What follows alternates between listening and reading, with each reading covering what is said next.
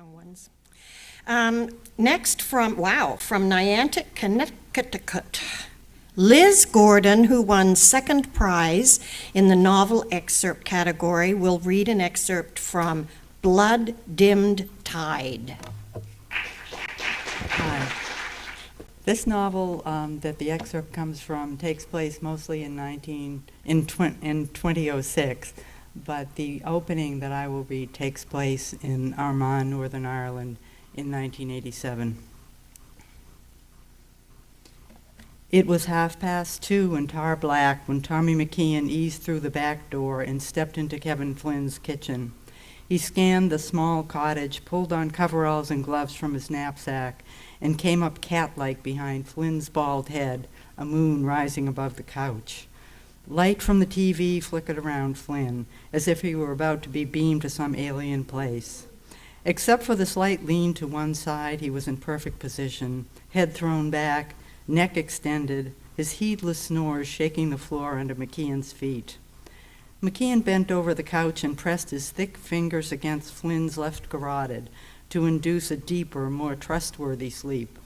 Then he cupped Flynn's jaw in his left hand and eased it upwards. When the neck skin was tight as a chicken's culled for dinner, he zipped his skinning blade across Flynn's throat. Bright red spewed over the parlor like paint and rendered an abstract display of Flynn's blood over the humble room. It didn't take long for the crimson ooze at Flynn's throat to clot. McKeon hated the mess, but he knew how to get the carotid. He sliced quick and deep across the throat and breached it, a skill he considered an act of mercy. He put his ear to Flynn's chest to confirm that the apparent corpse met the qualifications. No breath sounds, no lub, no dub, no murmur, job done. Wiping the blood from his gloved hands and blade, he sensed movement behind him and tightened his grip on the knife. He spun to face a small boy.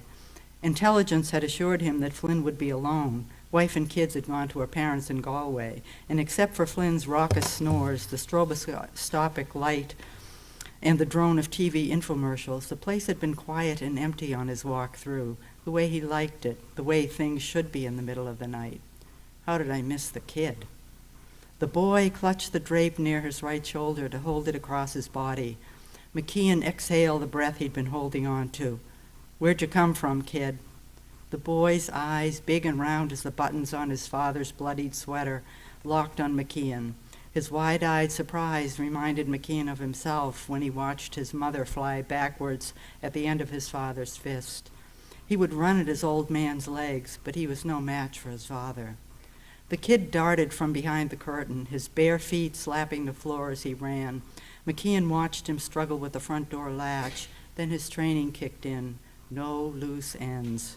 He started for the kid, but the knife in his usually sure hand clattered to the floor. He bent to retrieve it.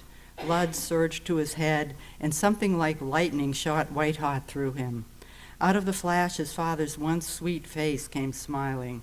He was about to smile back, but he was startled by a loud clang. The boy had unfastened the latch and was pulling on the heavy door. McKeon ran toward him. The kid managed an opening wide enough to slip through, and he dashed out into the dark. McKeon yanked the door wide open. The nearest house was a quarter-mile away, and the kid was running toward it, his white sleep shirt the only bright spot in a moonless night. McKeon pressed his fingers hard against his forehead, trying to erase the look of defiant fear in the boy's eyes. "Run, kid," he whispered, "and don't look back." The kid was at the neighbor's, a white ghost crossing the distant meadow. They'd ring the RUC, who would know Flynn was an IRA hit. Constables would swarm like a pack of hornets. They'd alert the anti-terrorist unit of the Queen's Special Air Services, the notorious SAS. He jammed his bloody coveralls into the knapsack and made a final check of the scene. Satisfied, he crossed Flynn's kitchen and went out the back door.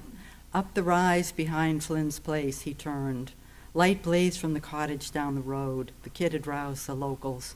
Cresting the hill, he was grateful that Joe Devlin, who grew up on this land and knew every rabbit hole, waited to guide him home. "The little squirt see you?" Devlin asked. He did. Thank you.